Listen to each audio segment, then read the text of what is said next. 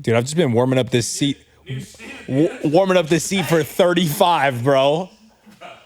Thanks, Mike. Dude, I know. I'm a team guy. Dude, thank you, Tyler. Oh, a la crazy? What's this, Dude, bro? Dude, it's just a little timer, dude? Yeah, we don't know how long it goes for. How long? 15 minutes probably? 10 minutes, I think. 10 minutes? Does It's a it nice tell? meditation hold. I feel like this is something that they should tell you on the Hold thing. lunge. Stupid. Well, hang on. Let's find out. Just like, Okay, get a timer going. wait, 3. Wait. Stopwatch. 3, 2, 1. Flip.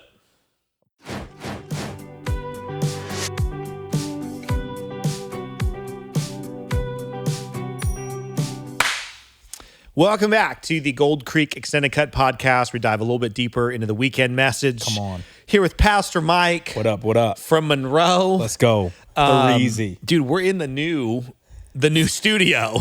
We've made it. I'm sure you're like, what happened? Wallpaper happened. Wallpaper.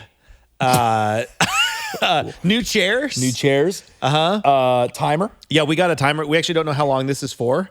My guess was 10 minutes. I think it might be 15. We'll figure it out in a second. Nice. New lamps. Come on, dude. We're ready. We're on the come up. Dude, We we're about to are blow on the up. come up.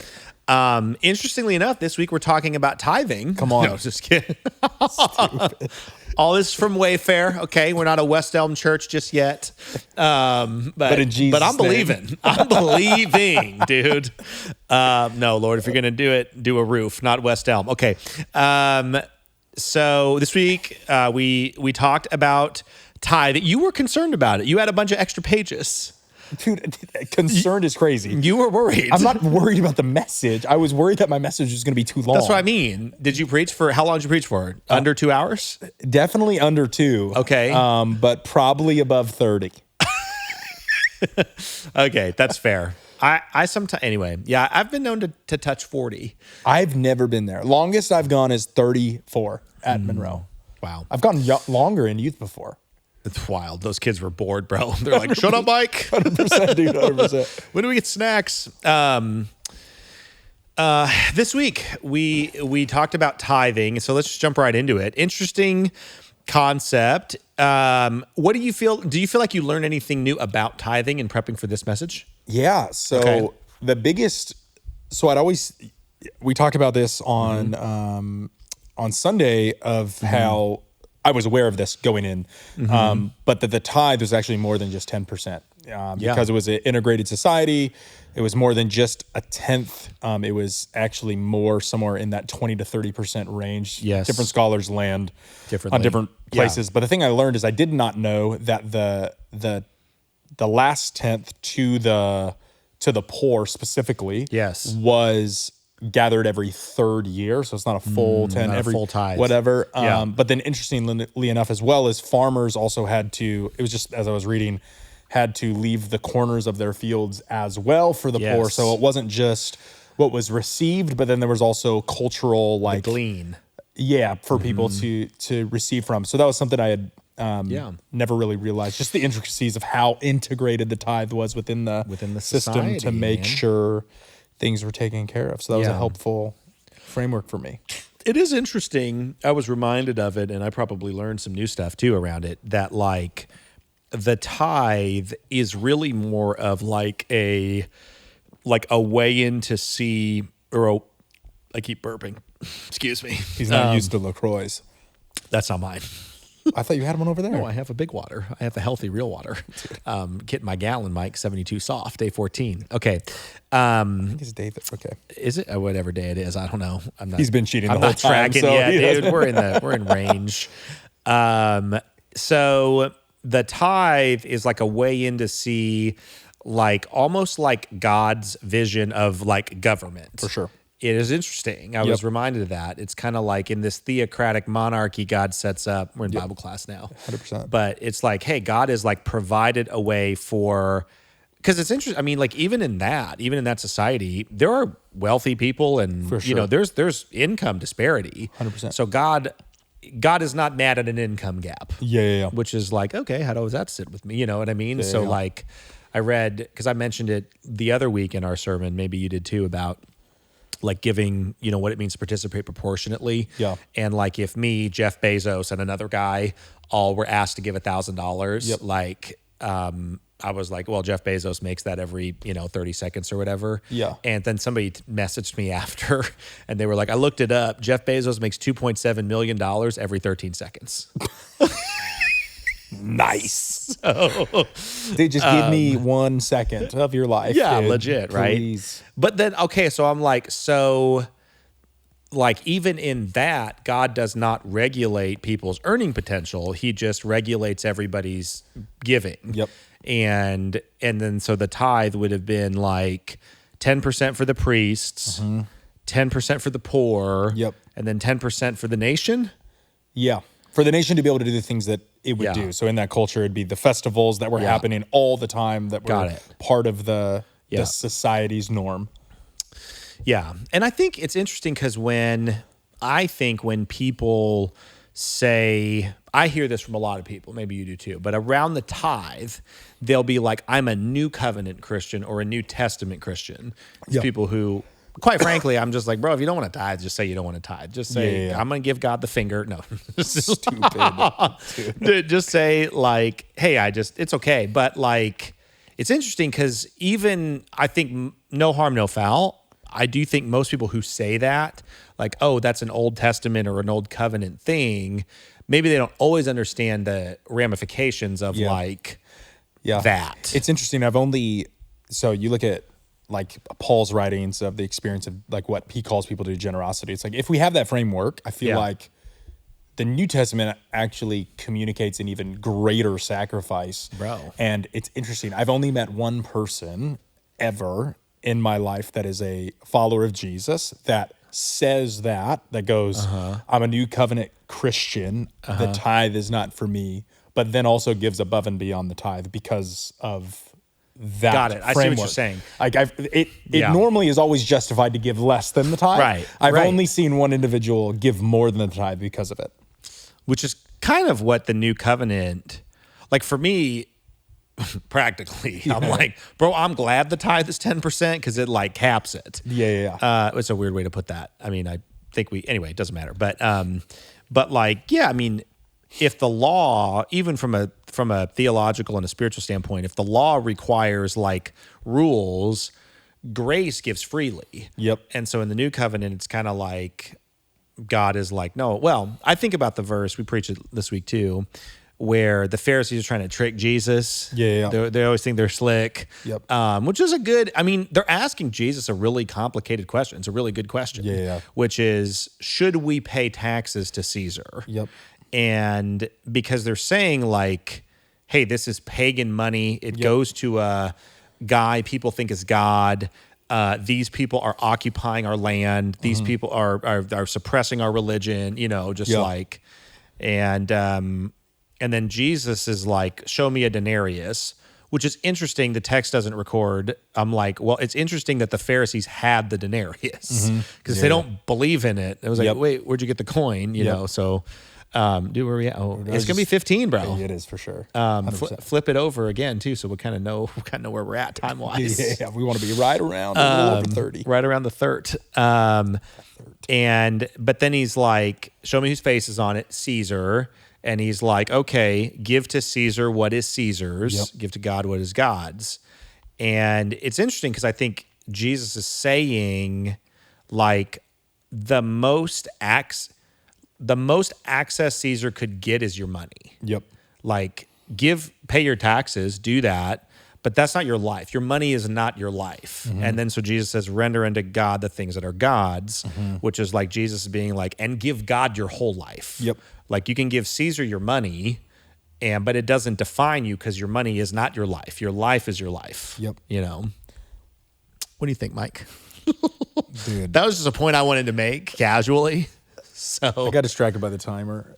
Dude, we're good. 13:26. It's going to be 15 on the nose. I talked about it a little bit yesterday, just in regards to the tithe existing before the law and then the tithe existing during the law. And then you and I were texting back and forth about this, and I shared about it on Sunday in 1 Samuel, how they ask for a king and they get warned like, hey, you're going to get taxed on top of the system that already exists. And they're like, no, we want it. And then it's interesting in the New Testament, the Pharisees that follow the law to a T are going, should we give to Caesar what is Caesar's? It's like, bro, you guys asked for that.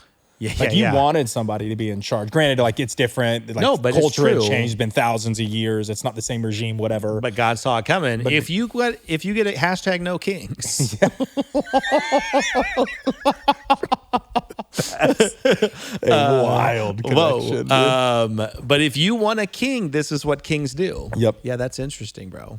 So, what else did we talk about? We talked about how the tithe gives us access to God, and God gives access to us. What was interesting to me on the access thing is I think sometimes people can be like, well, are we buying access to God? And I think the part that was really fascinating to me is as I was studying it and as I was kind of getting it out and ready to go, the thing that was most powerful to me in that is like prior to, and I think you talked about this as well. Count it down, bro? Dude, are we? 3. Dude, is it accurate? 2. 1. Oh, what? Slightly off. I think you were off on the press. Maybe I flipped. By what? By 7 seconds? I flipped it a little late. 3. Where'd you buy this thing? 1. This is Amazon, dude? 1. Dude. People are tuning out of the podcast. Yeah, there we go. They're clicking out. Okay. Flip it over, dude. So know that prior to like Jesus, obviously like the Gentiles, like it wasn't they didn't have access. Like the Jews, obviously, Jesus is killed. It says right there, the veil was torn. Now there's not separation anymore. And then we kind of tie that into like now we have access to God, obviously spiritually. The tithe isn't necessarily like when we tithe, it's not like we didn't have access to God before as followers of Jesus. Right. But what's fascinating now is that even the Gentiles in this moment in time, now they have access to God's system of blessing around finances that they did not have prior. Yeah. And so the tithe giving us access, we have access to the way that God not utilizes, but the way that God sets up blesses us through money and through resources. That it's not a prosperity thing, it's a promise thing. Yeah. That God does say, if you sow sparingly, you're going to reap sparingly. If you sow bountifully, you're going to reap bountifully. Like that's not that's not the prosperity gospel. That's just a truth that God said that we should believe. That is what God says in the scripture. What do you, what does tithing do for your heart? It makes me sad. No, no, dude, I'm so unbelievably thankful that my wife and I, we were making $0 in tithe off of like 0 household income, both of us together, like living in Southern California, like $35,000 a year. And we're like tithing then. Is it cheap there? No, it's not. Kidding. We were broke and whatever. Sushi's probably $35,000. Yeah. And, one night out. I'm just so, because it's such like if you go from 0 to 10%, it's such a big jump. Yeah. But like when it's a beginning thing at like my paycheck's $1,000 and it's $100, that like, bro, I'm living off $100 in my account all the time when I'm at that point, you know? So it's like, I can figure out how to do that. Totally. But when you're like, if it's freaking $100,000, you're like, dude, 10 G's? That's a lot of, you know what I'm saying? Like the jump, even though it's proportionate, it feels like such a big thing. So I'm so thankful that it was, because I think it's just a starting point of posture. Yeah, no, it's an orientation. There's like that pastor story, you know, you probably know this one. The guy that like, you know, he started out, he was tithing, and then he started doing better and better and better. And all of a sudden he was making like $400,000 a year. So he went to the pastor and was like, dude, like, am I supposed to tithe on $40,000 a year? Like, that's a lot of money. Yeah. He started out at like 72,000, I think, or something, which is also a lot of money for plenty of people. And, but the pastor was like, dude, I'll stop and pray right now. Lord, would you give this guy a manageable amount of income so that he can tithe on what he's comfortable with? You know, like, wait, no, I don't want to pray for that, you know? So, you know, that's not the point, but it is interesting. Yeah. It's like, it's just interesting how our hearts don't tend to drift toward generosity. Our hearts don't tend to drift towards any sort of spiritual obedience. like we're just, I was said like a true Calvinist. It's true though. Like no, we're not like, you're not just going to drift into having a healthy prayer life. You're not going to drift into engaging with God's word, or even going to church on a regular, like you're not going to just drift. Like you have to be intentional and all. True. Obviously, you can build up habits, and it makes it easier for you to drift into those things as habits grow. How do you think tithing? Because I do think tithing is a spiritual practice. How do you think tithing is different from the other spiritual practices? For me, or like biblically? Rorschach, either one. Got it. Give us the Mike International commentary. For me, it's definitely, I think the reason why it's so important is because it is the last thing that we hand over.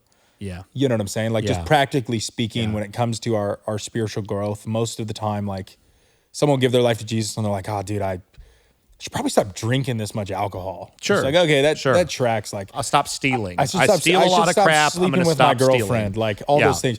But then it gets down to like, okay, I'm morally speaking, I'm doing pretty good. I'm engaged in my church. And then it's like, oh shoot, like you want this area of my life as well. And like, this is the area I work so hard to have. Yeah. It's like, these are the goals I have. I'm trying to support my family. And it's so tightly ingrained, like everything touches that area of your life. You know what I mean? Yeah, and totally. It does not go unnoticed. Yeah. You know what I'm saying? Yeah. It's like you can get your swearing under control and like try to be more of an uplifting person. It's like, great, dude, good job. But like, that doesn't touch every area of your life. Your money does. Yeah, and so it's true. I think when you get this area fully oriented towards God, it's, I think it's a moment where you can say like, yeah, he's got me. Yeah. Yeah, totally, dude. It's interesting too, because I think people will often say like, well, I tithe, like cumulatively, I tithe 10% if I include my time, or you know, it's like, well, if you think about it though, when you tithe, one, the scripture doesn't say those things. The tithe is a tangible thing. For sure. Even if it's wheat. I mean, obviously it's like, oh, how come people gave wheat but not money? It's like, well, they didn't. It was also a different time period. Yeah, it was. So, but I do think it's like, well, if you think about it, if you tithe money, if you tithe your income, you're actually like tithing your time too. Yeah. Because most of us earn money correlated to the hours we work or something like the value we add or something. So we're kind of saying actually like, God, I want you to bless my job. Like, I'm going to operate in this way to remind myself like, hey, I'm not, my job does not own me. I am not like a slave to my job. I can even bring my vocation into alignment with God's plan for my life through tithing. Because you're kind of saying like, I'm giving these 10 hours out of every 100 hours of work, you know? So for some of us, 1 week, I don't know what that is. But dude, I had an idea of a cult that I'd start. Okay. Finally, this is coming up. Dude, I'd never do this, and it's super unbiblical, but I was like, dude, if people can't get over this, like, justifying serving as tithing thing, I was like, I'm giving my time. It's like, I was like, okay, let's like extrapolate that out. You get to choose. You either tithe, you have to, like, you got to show your income, 10% of your income, or you do have to do 10% of your time, which is about 18 hours a week. I was like, dude, think about how many part-time employees we could have. I was like, dang, dude, if people actually did that, some people would probably choose tithing money. 18 working hours or waking hours? Well, it's 10% of everything.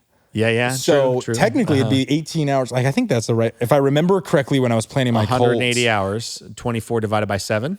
So 24 times. Hold on. 7 times 24 divided, or times 10, it's 16.8.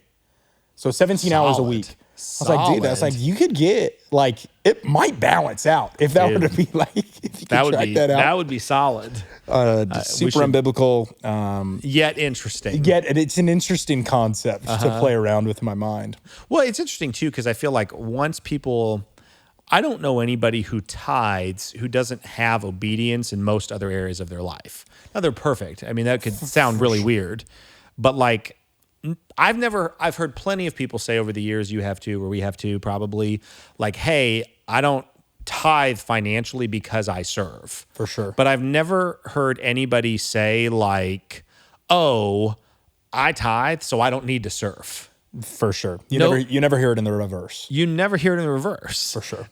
No one would even think that. Like, man, I'm not going to do that. It's like, because if you're tithing, usually there's obedience in your life, like you said. It's because it's normal. I mean, it's not always this way, but a lot of times it's one of the last things because it takes the final frontier. it's a level of maturity Yeah. to be able to get there. And I get it. I mean, I think it's a journey. I do think a thing churches could have done a better job on over the years. I mean, probably even since I've been here at Gold Creek is like, it's easy to like describe discipleship as a journey in other areas of our life, which it is. It's like, dude, like you just said, like, stop whatever saying the F word so much and, get off the vapes, and like in Monroe, please, if you're watching from Monroe and you're vaping in the you're the bathrooms, one in the please stop. bathroom, dude, Please stop. it's a no. Yeah. School's mad at us, dude. Yeah.